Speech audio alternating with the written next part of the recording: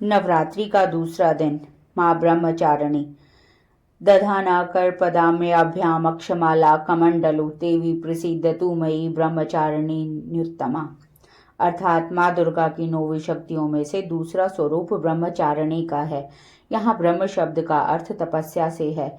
ब्रह्मचारिणी का अर्थ हुआ तप की चारिणी, तप का आचरण करने वाली। ब्रह्मचारिणी देवी का स्वरूप पूर्ण ज्योतिर्मय एवं अत्यंत भव्य है। इनके बाएं हाथ में कमंडल और दाएं हाथ में जप की माला रहती है। माँ दुर्गा का यह स्वरूप भक्तों और सिद्धों को अनंत फल देने वाला है।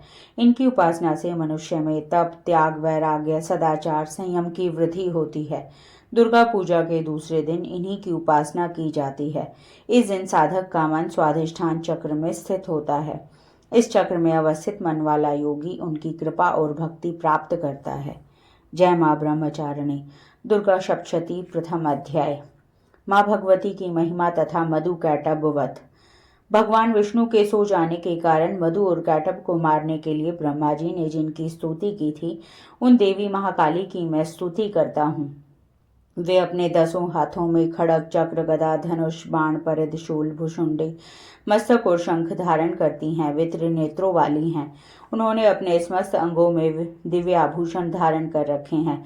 मार्कंडेय ऋषि बोले, सूर्य के पुत्र सावर्णी जो 8वें मनु कहलाते हैं, उनके पैदा होने की कथा विस्तार पूर्वक सुनाता हूँ। हे ऋषियों, उसे ध्यान से सुनो। प्राचीन काल में स्वरोचिष मनवंतर में चैत्र वंश में सुरथ नाम के एक राजा थे। उनका सारी पृथ्वी पर राज्य था। वे अपनी प्रजा का औरस पुत्रों की तरह पालन पोषण करते थे। इतना होने पर भी कोला विध्वंसियों के राजा के साथ उनकी शत्रुता हो गई। उनका कोला विध्वंसियों के साथ युद्ध शुरू हो गया। यद्यपि कोला विध्वंसी संख्या में कम थे, फिर भी उन्होंने राजा सुरथ पर विजय प्राप्त कर ली। इसके बाद राजा सुरथ अपने नगर में आकर अपने देश का शासन करने लगे, परंतु कोला विध्वंसियों ने यहाँ भी राजा सुरथ पर आक्रमण कर दिया। राजा सुरथ का बुरा समय जानकर उसके दुरात्मा, दुष्ट और बलवान मंत्रियों ने राजा की सेना को शादी पर अपना अधिकार कर लिया। अपना बुरा समय समझकर राजा सुरथ अकेला ही घोड़े पर बैठकर हिरण का शिकार खेलने के बहाने घर से जंगल में चले गए। वहां पर उसे एक आश्रम दिखाई दिया, जहां पर जंगली पशु अपनी पारंपरिक हिंसावृत्ति को छोड़कर शांतिपूर्वक विचरण कर रहे थे। वह आश्रम मेधा मुनि का था। आश्रम में पहुंचकर राजा सुरथ ने अपने आसन पर विराजमान महर्षि मेधा को दंडवत प्रणाम किया। मुनि द्वारा उचित सत्कार पाने के कारण राजा सुरथ कुछ काल तक यहाँ वहाँ विचरण करते हुए आश्रम में रहने लगे। कुछ काल तक आश्रम में रहने के बाद राजा सुरथ के मन को राज्य की ममता ने आकृष्ट कर लिया। वह सोचने लगा कि जिस प्रजा का पालन मैंने पुत्रवत किया था तथा मेरे पूर्वज जिसे पूर्व काल से पालते आए थे, आज वह राज्य मुझसे छिन गया है। मेरे ही नौकर चाकर और मंत्री दुराचारी हो गए हैं। पता नहीं अब वे प्रजा का पालन धर्म पूर्वक करते होंगे या नहीं। मेरा श्रेष्ठ शूरवीर हाथी जो सदा मद की वर्षा करता रहता था, वह न जाने क्या क्या कष्ट उठा रहा होगा। मेरे आज्ञाकारी नौकर चाकर जो प्रतिदिन प्रसन्नता से धन और भोजन प्राप्त किया करते थे, अब वे दूसरे राजा की आज्ञा का पालन करते होंगे। मेरे कठिन परिश्रम से भरे पूरे कोष को वे फिजूल खर्च करके खाली कर देंगे। क्या वास्तव में मेरे द्वारा संचित खजाना सचमुच नष्ट हो जाएगा? इस प्रकार और भी बातें राजा के मन को व्यथित करने लगी। इस प्रकार सोचते सोचते एक दिन आश्रम के पास राजा सुरथ की भेंट एक वैश्य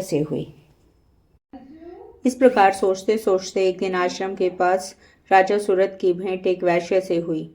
राजा ने उससे पूछा, तुम कौन हो? यहाँ किस लिए आए हो? तुम्हारा मुख मलिन और शोकग्रस्त दिखाई दे रहा है। इसका क्या कारण है? वैश्य ने उत्तर दिया, मेरा नाम समाधि है। मेरा जन्म वैश्य जाति में हुआ है। धन के लोभ में पड़कर मेरे पुत्र व स्त्री ने मुझे घर से निकाल दिया। अब मैं स्वजनों से रहित दुखी होकर इन घने वन में घूम रहा हूँ। मेरे पीछे मेरे स्वजनों का क्या हाल होगा, इसकी मुझे चिंता सता रही है। पता नहीं मेरे स्वजन किस अवस्था में रह रहे होंगे। वे पवित्र जीवन बिता रहे होंगे या दुराचारी बन गए होंगे। राजा बोला, तेरे पुत्र, स्त्री अथवा बंधु बांधवों ने लोभवश तेरा सब कुछ छीन लिया, फिर भी तेरा मन उनसे क्यों प्रेम करता है? वैश्य ने उत्तर दिया, आपका कहना ठीक है, किंतु क्या करूं, मेरा मन निष्ठुर नहीं हो पाता। उन्होंने धन के लोभ में पड़कर पिता का स्नेह, पति का प्रेम तथा आत्मीयजन के स्नेह को तिलांजलि देकर मुझे घर से निकाल दिया है। हे राजन, मेरा मन पता नहीं फिर भी उन्हीं में क्यों आसक्त हो रहा है। उनके लिए अब भी मैं लंबी लंबी सांसें ले रहा हूँ। मेरा मन अत्यंत दुखी हो रहा है। मार्कंडेय ऋषि बोले, हे ब्राह्मण, इसके पश्चात राजा सुरथ और वह वैश्य दोनों महर्षि मेधा के पास गए और दंडवत प्रणाम करके राजा सुरथ महर्षि से बोले, भगवान, मैं आपसे एक बात पूछना चाहता हूँ, मुझे बताइए। मेरा मन मेरे वश में नहीं है। यह बात मेरे मन को आंदोलित कर रही है। मेरा राज्य मेरे हाथों से निकल गया, फिर भी मेरी ममता राज्य के बारे में बनी हुई है। इधर इस वैश्य को भी पुत्र, स्त्री तथा संबंधियों ने अपमानित करके घर से निकाल दिया है। यद्यपि इसे इसके संबंधियों ने त्याग दिया है, फिर भी इसका मन उनमें ही रमा रहता है। इस प्रकार हम दोनों अत्यंत दुखी हैं। हे ऋषिवर, उन लोगों के अवगुणों को देखकर भी हम दोनों के मन में उनके लिए ममता उमड़ रही है। हमें इसका ज्ञान होते हुए भी ऐसा क्यों है? अज्ञानी मनुष्यों की तरह हम दोनों में यह मूढ़ता क्यों है? महर्षि मेधा बोले, विषय मार्ग का ज्ञान सब जीवों को है, इसी प्रकार विषय भी सबके लिए अलग हैं। कुछ प्राणी दिन में नहीं देखते तो कुछ प्राणी रात में नहीं देखते, कुछ प्राणी दिन और रात में बराबर देखते हैं। यह ठीक है कि मनुष्य सब प्राणियों में समझदार है, लेकिन केवल वे ही ऐसे नहीं होते। पशु पक्षी भी ज्ञान रखते हैं। ऐसा ज्ञान मनुष्यों में है, वैसा ही ज्ञान पशु पक्षियों में भी है। ज्ञान के होने पर भी इन पक्षियों को देखो, ये अपने बच्चों को चोंच में दाना डालते हैं। भूख से पीड़ित होने पर ये पहले बच्चों को खिलाते हैं। हे भद्र पुरुषों, क्या उन पुरुषों को नहीं देखते जो प्रत्युपकार के लोभ के कारण पुत्रों की प्राप्ति की कामना करते हैं? लोभ के वशीभूत होकर उनका पालन पोषण करते हैं। पुत्र पौत्र उनका भरण पोषण ना भी करें, फिर भी माता पिता तो अपने बच्चों का पालन पोषण करते ही हैं। संसार में महामाया के प्रभाव से ममता रूपी भंवर से युक्त होकर मोह के भंवर में डाल दिए गए हैं। इसमें विस्मय करने की कोई बात नहीं है, क्योंकि यह सब भगवान विष्णु की योग निद्रा है। महामाया ने सारे विश्व को मोहित कर रखा है। यही देवी योग माया ज्ञानियों के चित्त भी बलपूर्वक खींचकर मोह में डाल देती है। उसी महामाया के द्वारा यह चराचर संसार उत्पन्न होता है। देवी महामाया प्रसन्न होकर अपने भक्तों को वरदान देती हैं, जिससे मुक्ति प्राप्त होती है। वही मुक्ति की परम हेतु है, वही सनातनी ब्रह्म ज्ञान स्वरूप विद्या है। यह देवी ही सांसारिक बंधनों का कारण है तथा यही सर्वेश्वर की ईश्वरी हैं। राजा सूरत बोले, हे महात्मा, आप जिसको महामाया कहते हैं वह कौन सी देवी है? हे ब्राह्मण श्रेष्ठ, यह देवी किस प्रकार उत्पन्न हुई, इसका क्या अर्थ है, इसका स्वभाव स्वरूप आदि के विषय में जानना चाहता हूँ। ऋषि बोले, हे राजन, यह देवी तो नित्य स्वरूपा है। उसके द्वारा यह संसार रचा गया है, फिर भी उसकी उत्पत्ति अनेक प्रकार से होती है। वह सब मैं आपको बताता हूँ। यह देवताओं का कार्य सिद्ध करने के लिए प्रकट होती हैं। एक बार संसार को जलमग्न करके जब भगवान विष्णु योग निद्रा का आश्रय लेकर शेष शैया पर सो रहे थे, तब मधुकैटभ नाम के दो प्रसिद्ध राक्षस उनके कानों के मैल से प्रकट हुए और ब्रह्मा जी को मारने दौड़े। ब्रह्मा जी विष्णु जी की नाभि कमल में जा छिपे। ब्रह्मा जी ने भगवान विष्णु को सोया हुआ देखकर हृदय को एकाग्र करके इसी योग निद्रा की स्तुति की। यह स्तुति भगवान विष्णु को जगाने हेतु की गई थी। उस समय भगवान विष्णु के नेत्रों में योग निद्रा देवी ने निवास कर रखा था। योग निद्रा देवी भगवान विष्णु की अतुल तेज वाली अनुपम शक्ति हैं। ब्रह्मा जी बोले, हे महामाया, तुम ही स्वाहा हो, तुम ही स्वधा हो, तुम ही वषटकार स्वर हो। हे देवी, तुम ही अमृत हो। नित्य ओमकार स्वरूप अक्षर ब्रह्म में अ, उ, म इन तीनों मात्राओं में तुम विशेष रूप से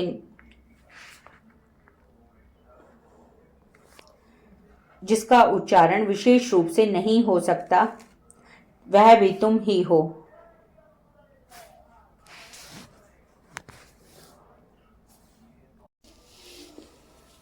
हे देवी, तुम ही अमृत हो। नित्य ओंकार स्वरूप अक्षर ब्रह्म में अ, उ, म इन तीनों मात्राओं में तुम ही स्थित हो तथा इन तीनों मात्राओं के अतिरिक्त नित्य आधि मात्रा व्यंजन जिसका उच्चारण विशेष रूप से नहीं हो सकता, वह भी तुम ही हो। हे देवी, तुम ही संध्या हो, तुम ही सावित्री हो, और हे देवी, तुम ही संसार की जननी अर्थात संसार की रचना करने वाली माता हो।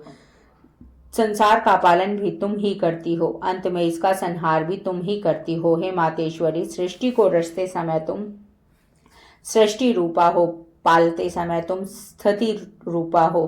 कल्पांत में जब इस संसार का प्रलय करती हो तो संहृति रूपा भी तुम ही हो। तुम ही महाविद्या, महामाया, महामेधा, महास्मृति, महारात्रि हो। हे मातेश्वरी, तुम ही समस्त चराचर के तीनों गुण सत्व, रज और तम की उत्पत्ति करता प्रकृति स्वरूप हो। हे देवी, तुम ही कालरात्रि, महारात्रि और दारुण मोहरात्रि हो। श्री भी तुम ही हो, ईश्वरी भी तुम ही हो, लक्षण बुद्धि भी तुम ही हो। हे देवी, तुम ही लज्जा, पुष्टि, तुष्टि, शांति एवं क्षमा हो। खग धारिणी, त्रिशूल धारिणी, घोर रूपा, गदा तथा चक्र धारण करने वाली तुम ही हो। हे देवी, शंख, धनुष, बाण, भुषुंडी और परिध धारण करने वाली तुम ही हो।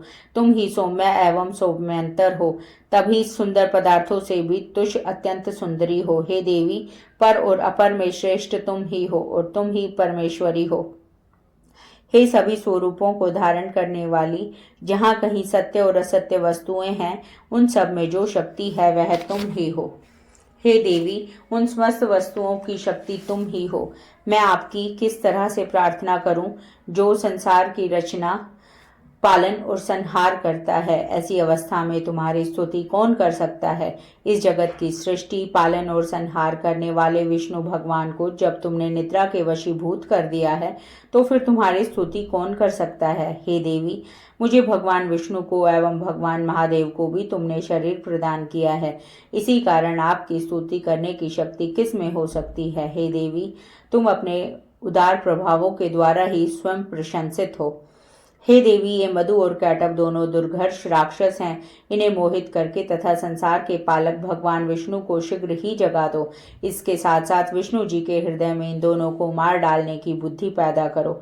ऋषि बोले, इस तरह जब ब्रह्मा जी ने मधु और कैटभ असुरों के संहार के लिए भगवान विष्णु को जगाने के लिए देवी से प्रार्थना की, तो उसी समय भगवान विष्णु के नयन, मुख, नाक, भुजा, हृदय और वक्ष स्थल से निकलकर अव्यक्त जन्मा श्री ब्रह्मा जी के आगे योग माया उपस्थित हो गई और भगवान विष्णु भी उस भोग निद्रा से जाग गए। विष्णु भगवान ने उन दोनों राक्षसों को देखा जो क्रोध से लाल आंखें किए ब्रह्मा जी को खा जाने का प्रयत्न कर रहे थे। उसी समय भगवान विष्णु ने शेष शैया से उठकर उन दोनों राक्षसों से युद्ध किया। उन्होंने उन दोनों राक्षसों से 5000 वर्ष तक केवल बाहु युद्ध किया। वे दोनों राक्षस मधु और कैटभ अत्यंत बल के कारण उन्मत्त हो रहे थे। इधर महामाया ने भी उन्हें मोह में डाल रखा था। वे दोनों राक्षस श्रीहरि से कहने लगे, हम तुम्हारी वीरता से संतुष्ट हैं, तुम हमसे कोई भी वर मांग लो। श्रीहरि बोले, यदि तुम दोनों मुझसे प्रसन्न हो तो अब मेरे हाथों से मारे जाओ। बस इतना सा ही मैं तुमसे वर मांगता हूँ, या दूसरे किसी वर से क्या लेना है। ऋषि ने कहा। इस प्रकार धोखे में आ जाने पर जब भगवान श्रीहरि ने उन दोनों से वरदान ले लिया, तो वे दोनों राक्षस श्रीहरि से कहने लगे, हमें सब जगह जल ही जल दिखाई देता है, इसलिए हमारा वध उस स्थान पर कीजिए जहाँ पृथ्वी पर पानी न हो। महर्षि मेधा ने कहा, तथास्तु, ऐसा ही होगा कहकर शंख चक्र गदाधारी भगवान ने उन दोनों के सिर अपनी जंघाओं पर रखकर चक्र से काट डाले। इस प्रकार यह महामाया देवी श्री ब्रह्मा जी की प्रार्थना पर स्वयं उत्पन्न हुई है। हे राजन, अब मैं इसके प्रभाव को बताता हूँ, आप ध्यान से सुनो। दूसरा अध्याय, देवी जी का प्रादुर्भाव व महिषासुर की सेना का वध। ऋषि बोले, प्राचीन काल में देवताओं और राक्षसों में 100 वर्ष तक युद्ध चलता रहा। उस समय राक्षसों के स्वामी महिषासुर और देवताओं के स्वामी इंद्र थे। इस युद्ध में देवताओं की सेना महाबली राक्षसों से पराजित हो गई। सब देवताओं पर विजय प्राप्त कर महिषासुर स्वयं इंद्र बन बैठा। पराजित होने पर देवता ब्रह्मा जी के नेतृत्व में भगवान विष्णु और भगवान शंकर की शरण में गए। उन्होंने उनको अपनी पराजय और महिषासुर के बल और प्रताप का संपूर्ण विवरण सुनाया। महिषासुर ने सूर्य, इंद्र, अग्नि, वायु, चंद्रमा, यम, वरुण तथा अन्य देवताओं के सभी अधिकार छीन लिए हैं। वह स्वयं ही सबका अधिपति बन गया है। उसने सभी देवताओं को स्वर्ग से निकाल दिया। महिषासुर महान दुरात्मा है। सभी देवता पृथ्वी पर मनुष्यों की भांति विचरते हैं। अब हम आपकी शरण में आए हैं, उसके वध का आप कोई उपाय कीजिए। देवताओं की दीनवाणी सुनकर भगवान विष्णु और भगवान शिव अत्यधिक क्रोध में भर गए। उनकी भ्रुकुटी तन गई और आंखें लाल हो गई। उसी समय ब्रह्मा, विष्णु और शिव के मुंह से पूर्ण क्रोध के कारण एक महान तेज प्रकट हुआ। इसी प्रकार अन्य सभी देवताओं के शरीर से भी बड़ा भारी तेज निकला। वह सब तेज मिलकर एकाकार हो गया। महान तेज का एक पुंज जाज्वल्यमान पर्वत सा जान पड़ा। देवताओं ने देखा उसकी ज्वालाएं संपूर्ण दिशाओं में व्याप्त हो रही हैं। वह तेज पुंज सभी देवताओं के शरीर से प्रकट होने के कारण उसकी तुलना किसी से नहीं की जा सकती थी। एकत्र होने पर वह पुंज एक नारी के रूप में परिणत हो गया और उसके प्रकाश से तीनों लोक भर गए। भगवान शंकर के तेज से उस देवी का मुख प्रकट हुआ, यमराज के तेज से देवी के बाल प्रकट हुए तथा विष्णु भगवान के तेज से देवी की भुजाएं प्रकट हुई। चंद्रमा के तेज से देवी के दोनों स्तन, इंद्र के तेज से उसका कटी प्रदेश, वरुण के तेज से देवी की जंघा एवं उरु क्षेत्र, पृथ्वी के तेज से नितंबों का निर्माण हुआ। ब्रह्मा जी के तेज से देवी के दोनों चरण, सूर्य के तेज से चरणों की उंगलियां, वसुओं के तेज से हाथों की उंगलियों का तथा कुबेर के तेज से नासिका का निर्माण हुआ। प्रजापति के तेज से दांतों का, अग्नि के तेज से 3 नेत्रों का निर्माण हुआ। संध्याओं के तेज से दोनों भौहों का, वायु के तेज से दोनों कानों का निर्माण हुआ। इसी प्रकार दूसरे देवताओं के तेज से कल्याणकारी देवी का प्रादुर्भाव हुआ। समस्त देवताओं के तेज पुंज से प्रकट हुई देवी को देखकर महिषासुर से पीड़ित सभी देवताओं की प्रसन्नता का ठिकाना न रहा। भगवान शिव ने अपने त्रिशूलों में से एक त्रिशूल देवी को दिया। भगवान विष्णु ने अपने चक्रों में से एक चक्र देवी को प्रदान किया। वरुण ने शंख, अग्नि ने शक्ति, पवन ने धनुष, बाणों से भरा तरकश देवी को प्रदान किया। इस प्रकार इंद्र ने अपने वज्र में से एक वज्र, ऐरावत हाथी से उतार कर एक घंटा देवी को प्रदान किया।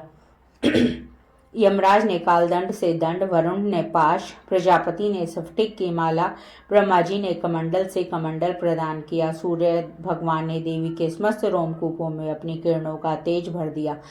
काल ने उन्हें चमकती हुई ढाल और तलवार प्रदान की। क्षीर सागर ने उन्हें उज्ज्वल हार और कभी जीर्ण न होने वाले 2 दिव्य वस्त्र भेंट किए। साथ ही उन्हें दिव्य चूड़ामणि, कानों के लिए 2 दिव्य कुंडल तथा कड़े प्रदान किए। इसके साथ ही उन्हें उज्ज्वल अर्धचंद्र, बाहों के लिए बाजूबंद, चरणों के लिए नुपुर, गले के लिए सुंदर हंसली प्रदान की। उंगलियों के लिए रतन जड़ित अंगूठियां भी प्रदान की। विश्वकर्मा ने उन्हें फरसा, कई प्रकार के अस्त्र और अभेद कवच प्रदान किए। इसके अतिरिक्त कभी न मुरझाने वाले कमल के फूलों की मालाएं भी भेंट की। समुद्र ने उन्हें सुंदर कमल के पुष्प भेंट किए। हिमालय ने सवारी के लिए उन्हें सिंह और तरह तरह के रतन भेंट किए। यक्षराज कुबेर ने उन्हें मधु से भरा हुआ पात्र तथा शेष नाग ने बहुमूल्य मणियों से विभूषित नागहार भेंट किया। इस प्रकार अन्य सभी देवताओं ने भी अनेक प्रकार के आभूषण और आयुध भेंट किए। इस प्रकार सम्मानित होने पर देवी ने उच्च स्वर से गर्जना की। उनके इस भयंकर नाद से समस्त भूमंडल और आकाश गूंज उठा। देवी के अट्ठास से पृथ्वी कांपने लगी। यह घोर गर्जना कहीं समा न सकी। समस्त लोग क्षोभित हो गए। समुद्र में ऊंची ऊंची लहरें उठने लगी, पृथ्वी हिलने लगी। सभी देवता प्रसन्न होकर सिंहवाहिनी देवी की जय जयकार करने लगे। ऋषि मुनि भी भगवती देवी की नम्रता पूर्वक प्रार्थना करने लगे। इस प्रकार देवी भगवती ने सारे विश्व को भय मुक्त कर दिया। असुर सेना भी हथियारों सहित लड़ने को तैयार हो गई। महिषासुर क्रोधित होकर बोला, यह क्या हो रहा है? महिषासुर सेना के साथ उस तरफ दौड़ा जहां पर देवी भगवती अट्ठास कर रही थी। उसी समय अपने तीनों लोकों में व्याप्त भगवती को देखा। महिषासुर देखता है कि विश्वव्यापिनी देवी भगवती अपने चरणों के बोझ से पृथ्वी को रसातल में दबा रही हैं और अपने मुकुट से आकाश को छू रही हैं। उनके धनुष के टंकार से सारा पाताल कंपायमान हो रहा है। महिषासुर ने देखा कि देवी भगवती ने अपनी सहस्रों भुजाओं सब दिशाओं में फैला रखी हैं।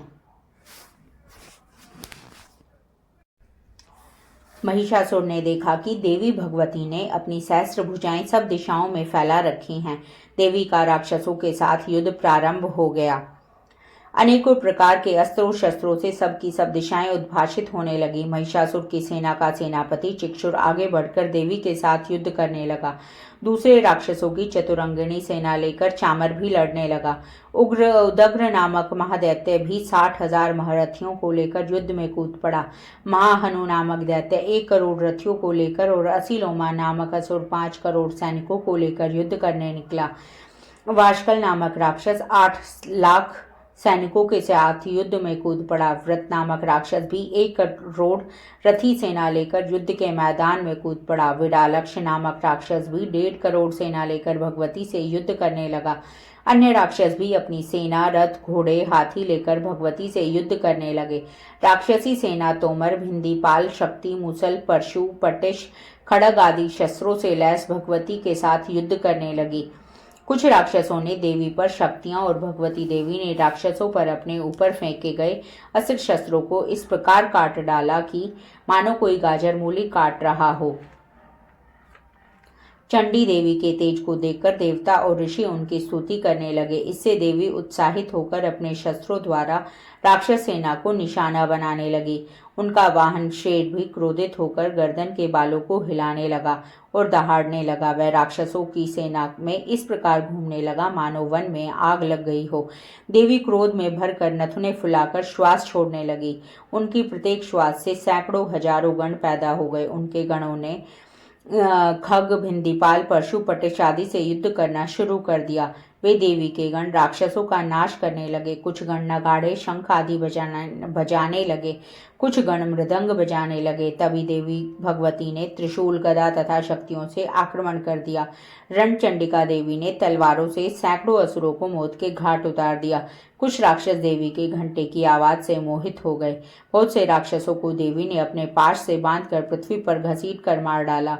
देवी भगवती ने बहुत से राक्षसों को अपनी गदा और मूसल की मार से घायल कर दिया। कितने ही राक्षसों के हृदय शूल से फट गए। कितने ही राक्षसों के बाणों की वर्षा कर देवी ने मौत के घाट उतार दिया। कितने ही राक्षसों की भुजाएं कट गई। अनेकों राक्षसों की गर्दनें शरीर से अलग हो गई। देवी ने कुछ राक्षसों के शरीर को 2 टुकड़े कर दिए। कुछ राक्षस जंगा कट जाने से धराशायी हो गए। कुछ दैत्यों की एक भुजा, एक आंख और एक टांग काट कर देवी ने उन्हें 2 हिस्सों में बांट दिया। अनेकों राक्षसों के मस्तक कटकर पृथ्वी पर गिरने लगे। राक्षसों के सिर विहीन धड़, हाथों में तलवार, शक्तियां और दृष्टि आदि शस्त्र लेकर घूम रहे थे। कुछ असुर देवी को ठहर जा कहकर पुकार रहे थे। युद्ध का मैदान रथी, हाथी, घोड़े एवं राक्षसों की लाशों से पटा पड़ा था। वहां पर आना जाना कठिन था। युद्ध के मैदान में इतना रक्त बह रहा था मानो रक्त की नदी बह रही हो। देवी चंडी ने असुर सेना का इस प्रकार संहार कर दिया मानो तिनके और लकड़ी के ढेर में आग लगा दी हो। चंडी के गणों ने उन राक्षसों के साथ ऐसा युद्ध किया कि देवता प्रसन्न होकर आकाश से फूलों की वर्षा करने लगे। देवी का वाहन सिंह भी भयंकर आवाज करता हुआ तथा अपने बालों को हिलाता हुआ घूम रहा था। जय मां अम्बे, जय मां भगवती, तेरी सदा ही जय।